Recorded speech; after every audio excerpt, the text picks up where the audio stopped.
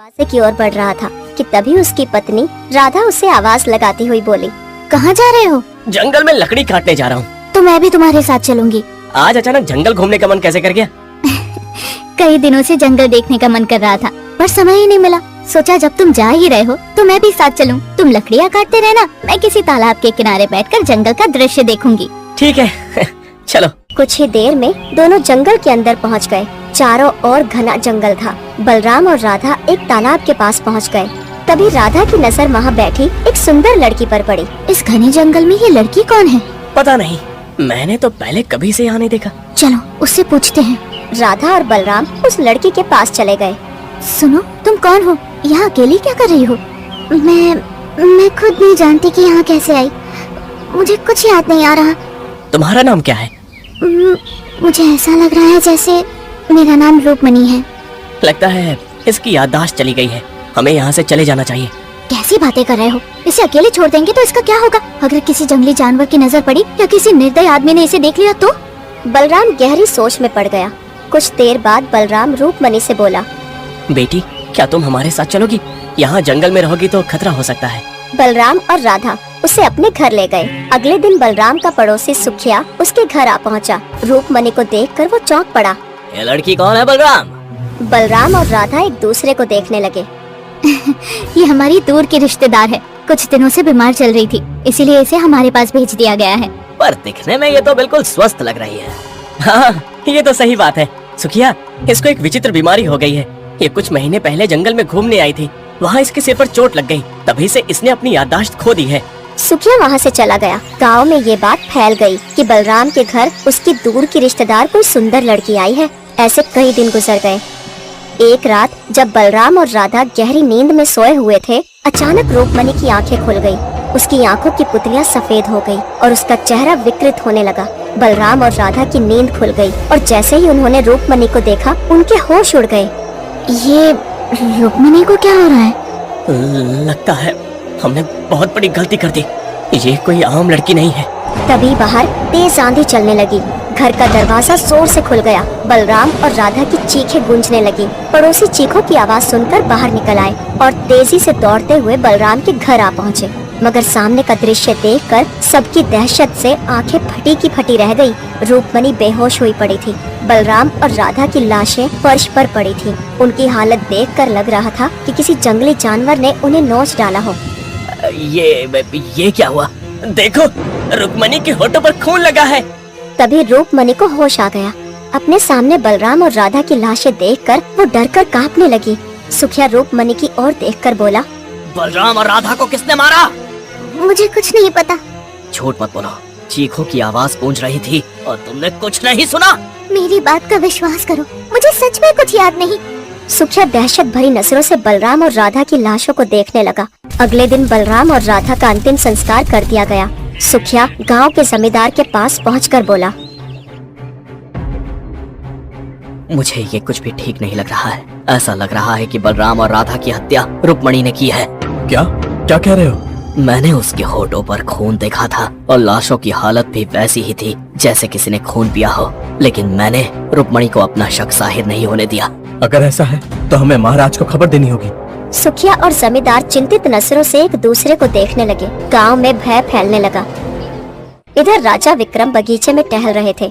तभी मंत्री जगन्नाथ वहां आ पहुँचे। महाराज, आपके लिए एक बहुत बड़ी खुशखबरी है। कैसी खुशखबरी मंत्री? महाराज, आप जानते हैं कि विजयगढ़ का साम्राज्य हमारे केशव नगर से कहीं अधिक विशाल और शक्तिशाली है। हाँ, ये तो मैं जानता हूँ, लेकिन ये मेरे लिए खुशी की बात कैसे है? महाराज, विजयगढ़ की राजकुमारी सुलोचना आपके पुत्र राजकुमार आदित्य को पसंद करती हैं और उनसे विवाह करना चाहती हैं। उनके पिता राजा सूरज ने उन्हें अपना जीवन साथी चुनने की पूरी स्वतंत्रता दे रखी है। यदि राजकुमारी सुलोचना का विवाह आदित्य से संपन्न हो जाता है तो हमारे राज्य की शक्ति और विस्तार दोनों बढ़ जाएंगे। यही तो आपके लिए खुशखबरी है महाराज। और हाँ, राजकुमारी सुलोचना इस समय जंगल में ठहरी हुई हैं और राजकुमार आदित्य से मिलना चाहती हैं। मैं अभी वहीं से लौट कर आ रहा हूँ। जंगल में? राजकुमारी को हमारे महल में ठहराने में क्या समस्या थी?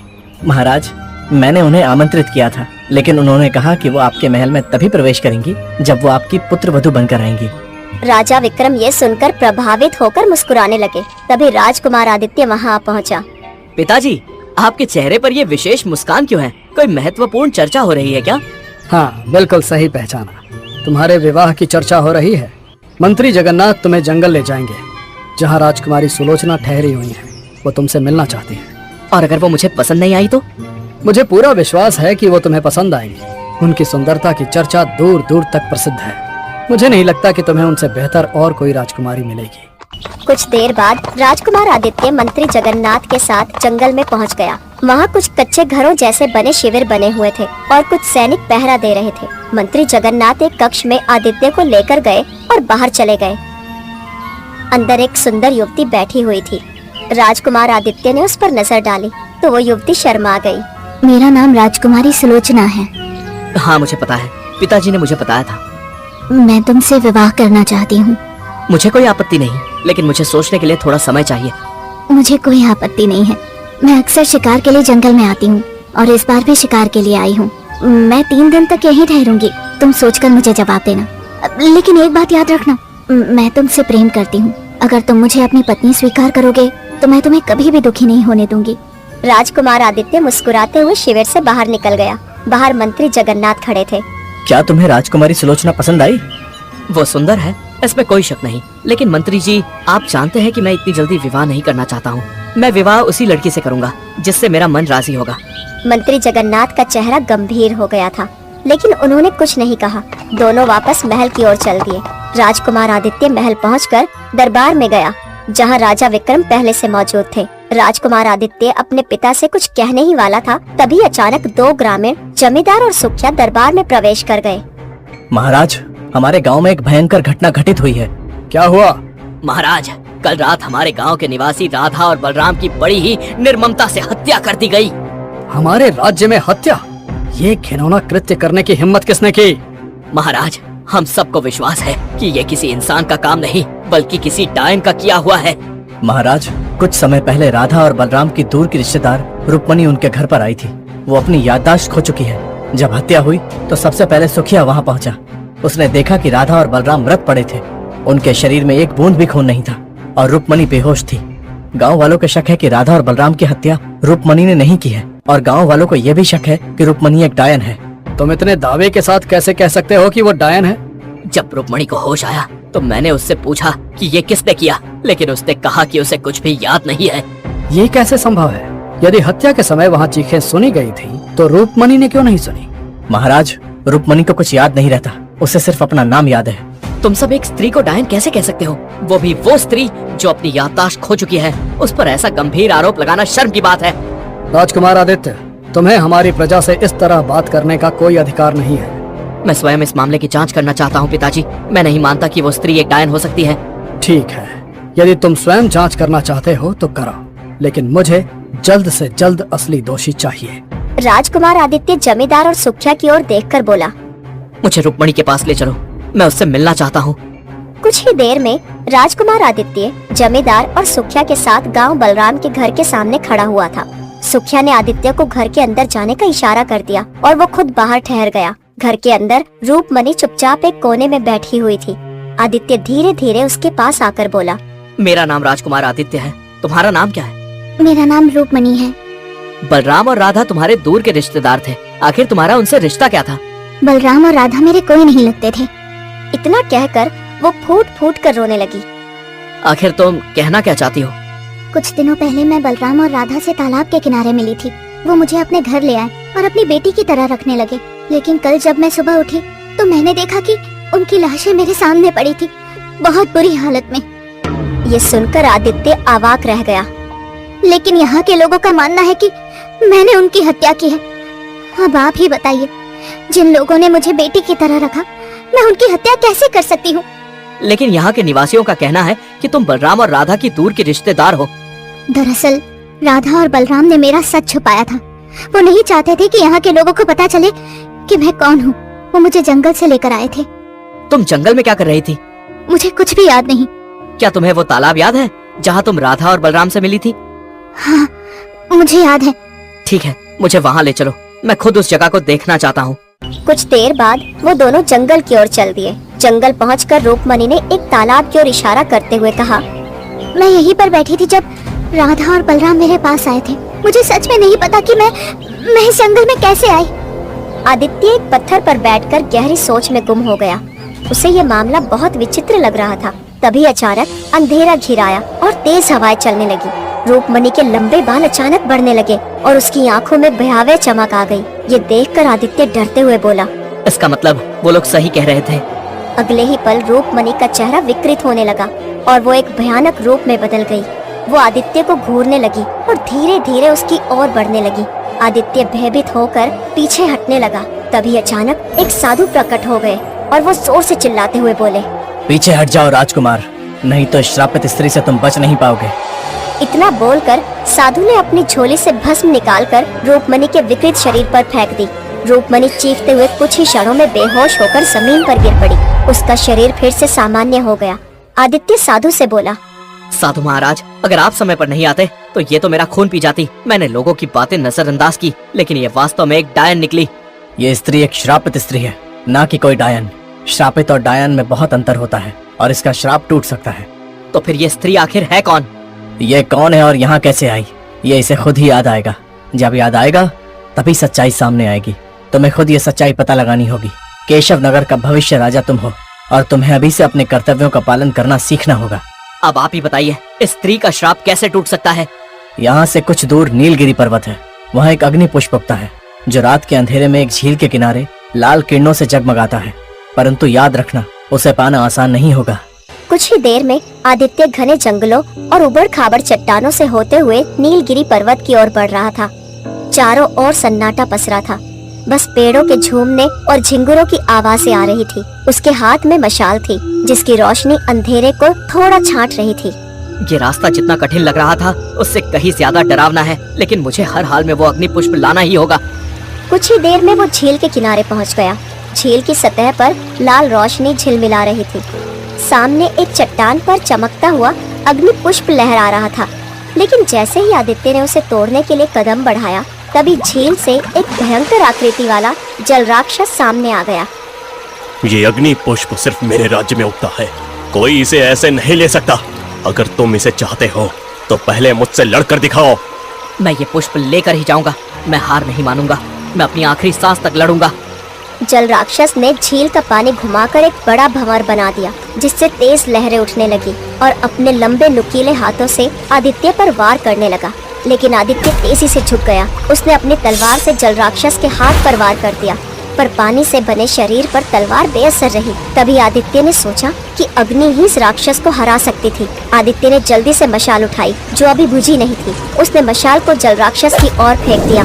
जैसे ही आग उसके शरीर से टकरा गई, जल राक्षस दर्द से चिल्लाने लगा और धीरे धीरे धुएं में बदल गया। अब रास्ता साफ था। आदित्य ने आगे बढ़कर झील किनारे लगे अग्नि पुष्प को तोड़ लिया। जैसे ही उसने पुष्प को हाथ में ले लिया, वो चमकने लगा और उसमें से हल्की हल्की गर्मी महसूस होने लगी। अब मुझे ये पुष्प लेकर साधु महाराज के पास जाना होगा। आदित्य चारों ओर देखते हुए तेजी से पर्वत से नीचे उतरने लगा, ताकि सूरज निकलने से पहले वो वापस लौट सके। चारों ओर घना अंधेरा फैला था और ठंडी हवा बह रही थी। आदित्य तेजी से तालाब के पास पहुंच गया, लेकिन तालाब के किनारे साधु कहीं नहीं थे। अब ये साधु महाराज कहाँ चले गए? तभी उसकी नजर रूपमणि पर पड़ी। वो बेहोश पड़ी थी और उसके पास एक विचित्र दिखने वाला तांत्रिक बैठा मंत्र पढ़ रहा था। तांत्रिक की आंखें चमक रही थी और उसका चेहरा रहस्यमय था। कौन हो तुम? तांत्रिक धीरे धीरे उठकर खड़ा होकर आदित्य की तरफ घूरते हुए बोला, तेरा काल हूँ मैं। आदित्य के चेहरे पर गुस्सा छलक उठा। उसने तलवार को जोर से पकड़ लिया। तुम रुक्मणी के पास कौन से मंत्र पढ़ रहे थे? मूर्ख, रूपमणि को मैंने ही अपने तांत्रिक मंत्रों के श्राप में बांधा था। वो मेरे इशारों पर नाच रही थी, निर्दोष लोगों को मार रही थी। आदित्य की आंखों में क्रोध भड़क उठा, लेकिन तभी तांत्रिक ने एक रहस्यमय मंत्र पढ़ना शुरू कर दिया। अचानक आदित्य को लगा जैसे उसका शरीर जलने लगा हो। वो दर्द से कराह उठा। अगर मैंने अभी कुछ नहीं किया तो ये तांत्रिक मुझे जिंदा जला देगा। आदित्य ने बिजली की गति से तांत्रिक के शरीर पर वार कर दिया। तांत्रिक चीखते हुए जमीन पर गिरा और उसकी आंखें खुली रह गई। वो मर चुका था। आदित्य तेजी से रूपमणि की ओर बढ़ गया, लेकिन तभी उसके कानों में एक तेज गरजती हुई आवाज टकराई। रुक जाओ आदित्य, क्यों अपनी मौत को समय से पहले बुलाना चाहते हो? आदित्य चौंक कर पीछे देखने लगा। राजा विक्रम अपने 2 सैनिकों और मंत्री जगन्नाथ के साथ खड़े थे। सुखिया और जमींदार भी उनके पीछे खड़े कांप रहे थे। पिताश्री, आप? राजा विक्रम ने हाथ उठाकर उसे चुप करा दिया। मुझे कुछ नहीं सुनना। जमींदार और सुखिया ने सब कुछ बता दिया है। तुम रूपमणि से पूछताछ कर रहे थे और रूपमणि का चेहरा अचानक भयावह हो गया।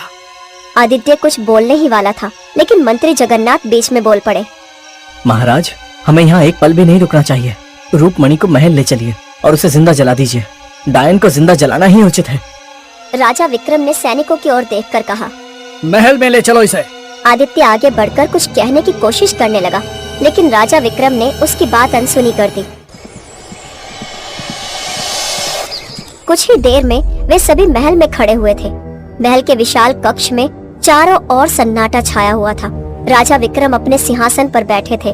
उनके चेहरे पर कठोरता झलक रही थी। सामने बेहोश पड़ी रूपमणि धीरे धीरे होश में आकर आश्चर्य से सबकी ओर देखने लगी। महाराज, रूपमणि को होश आ गया है। इससे पहले कि ये फिर से अपने असली रूप डायन में आ जाए, इसे तुरंत मार देना चाहिए। मंत्री जी, ये आप क्या कह रहे हैं? ना आपने मेरी बात सुनी और ना पिताजी ने। बकवास मत करो राजकुमार आदित्य। सच बताओ, क्या ये झूठ है कि जब तुम इसे तालाब के किनारे ले गए थे तब ये भयानक रूप में परिवर्तित हो गई थी? क्या सुखिया और जमींदार झूठ बोल रहे थे? पिताजी, वो सच बोल रहे थे, लेकिन आगे की कहानी आप नहीं जानते। हमें आगे की कहानी सुनने में कोई रुचि नहीं। हमें बस ये पता है कि रूपमणि एक डायन है और इसकी छाया तुम पर पड़ चुकी है। इसे मारना अत्यंत आवश्यक है। तभी एक सैनिक तेजी से भीतर आ पहुंचा। महाराज, विजयगढ़ की राजकुमारी सुलोचना महल में पधार चुकी हैं। क्या? जाओ, उन्हें अतिथि गृह में ठहराओ। कुछ देर बाद हम राजकुमार आदित्य के साथ उनसे मिलने पहुंचेंगे। राजा विक्रम इससे आगे कुछ और बोल ही पाते कि तभी राजकुमारी सुलोचना वहां स्वयं आ पहुंची।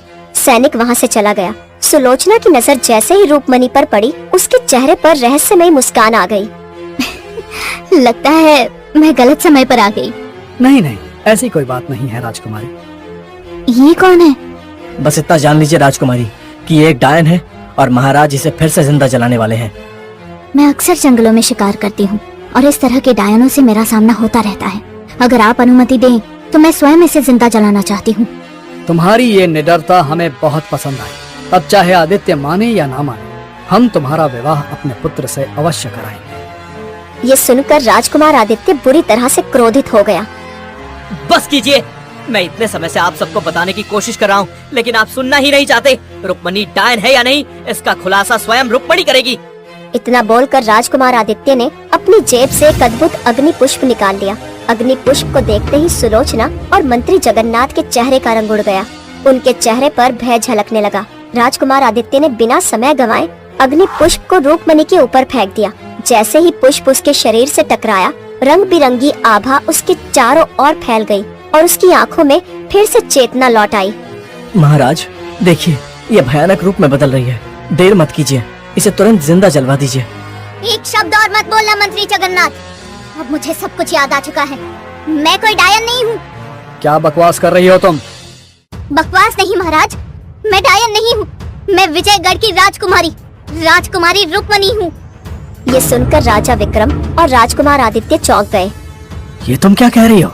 विजयगढ़ की राजकुमारी तो सुलोचना है। सुलोचना राजकुमारी नहीं है, बल्कि मैं हूँ। कुछ दिन पहले मंत्री जगन्नाथ हमारे महल आए थे और उन्होंने मेरे पिता से कहा कि राजकुमार आदित्य मुझसे विवाह करना चाहते हैं और विवाह करने से पहले वो मुझे एक बार मिलना चाहते हैं। मेरे पिता ने मुझे मंत्री के साथ भेज दिया, लेकिन मंत्री मुझे जंगल के एक खंडर में ले गए। जब मैंने पूछा कि हम वहाँ क्यों जाएं, तो उन्होंने बहाना बनाया कि रात अधिक हो गई है और खंडर में हम सुरक्षित रहेंगे। इतना बोलकर रूपमणि की आंखों में आंसू बहने लगे। तभी वहाँ पर सुलोचना आई और अचानक उसका चेहरा डरावना हो गया। मैं कुछ समझ पाती इससे पहले ही वहाँ एक तांत्रिक आ गया, जिसने अपने जादू से मुझे बेहोश कर दिया। जब मेरी आँख खुली तो मैंने खुद को तालाब के किनारे पाया और मेरी सारी याददाश्त जा चुकी थी। ये सुनकर राजा विक्रम हक्के बक्के रह गए। तभी सुलोचना का चेहरा भयावह रूप से बदलने लगा। मूर्ख राजा, ये सच कह रही है। अब जबकि सच्चाई सामने आ ही गई है तो सुन लो, डायन मैं हूँ। मैं चाहती थी कि तुम्हारा पुत्र मुझसे विवाह करे ताकि मैं रानी बनकर अपनी इच्छा अनुसार सभी को मारकर खा सकूं। तभी मंत्री जगन्नाथ जोर से हंसने लगे। ये सही कह रही है महाराज। मैं आपसे सीधे युद्ध करके स्वयं राजा नहीं बन सकता था, तो मैंने काली शक्तियों का सहारा लिया। ये सुनकर राजा विक्रम का चेहरा गुस्से से लाल हो गया। तो ये सब तुम्हारा किया धरा था। हाँ महाराज, मैं सीधा तुम पर हमला नहीं कर सकता था, इसलिए मैंने एक तांत्रिक को अपनी योजना में शामिल किया और विजयगढ़ के राजा के पास झूठा प्रस्ताव लेकर उसकी पुत्री रुक्मणी को जंगल में लेकर आ गया। तांत्रिक ने रुक्मणी को श्रापित कर दिया और मैंने आपको सुलोचना को विजयगढ़ की राजकुमारी बताया, जो कि एक डायन है, क्योंकि मैं जानता था ना आपने रुक्मणी को देखा है न राजकुमार आदित्य ने। समझ गया। तो इसका मतलब ये है जिस तांत्रिक को मैंने मारा था वो तुम्हारा साथी था। हाँ, मेरा साथी था, लेकिन अब वो मेरे किसी काम का नहीं रहा था, क्योंकि मेरा काम तो डायन सुलोचना कर सकती थी। सोचा था तुम सबके अंत बड़े ही धैर्य से करूंगा, परंतु परिस्थितियां बदल चुकी हैं। लगता है अब तुम सबका अंत करना ही पड़ेगा। इतना बोलकर मंत्री जगन्नाथ सुलोचना से बोले। देखती क्या हो, आदित्य, राजा विक्रम और रुक्मणी को खत्म कर दो। मंत्री जगन्नाथ ने इतना कहा ही था कि तभी रंग बिरंगी किरणों के बीच वही साधु प्रकट हो गया। उसकी आंखों में क्रोध था। साधु ने मंत्र पढ़ने शुरू कर दिए और देखते ही देखते मंत्री जगन्नाथ और सुलोचना जलकर भस्म हो गए। सच्चाई सामने आ चुकी है रुक्मणी, अब तुम्हें डरने की कोई जरूरत नहीं। मैंने 2 निर्दोष लोगों की हत्या की है, मैं खुद को कभी क्षमा नहीं कर पाऊंगी। नहीं रुक्मणी, तुम निर्दोष हो। मैं तुम्हें अपनी पुत्र वधू बनाऊंगा। कुछ दिन बाद भव्य समारोह में रूपमणि और आदित्य का विवाह संपन्न हो गया।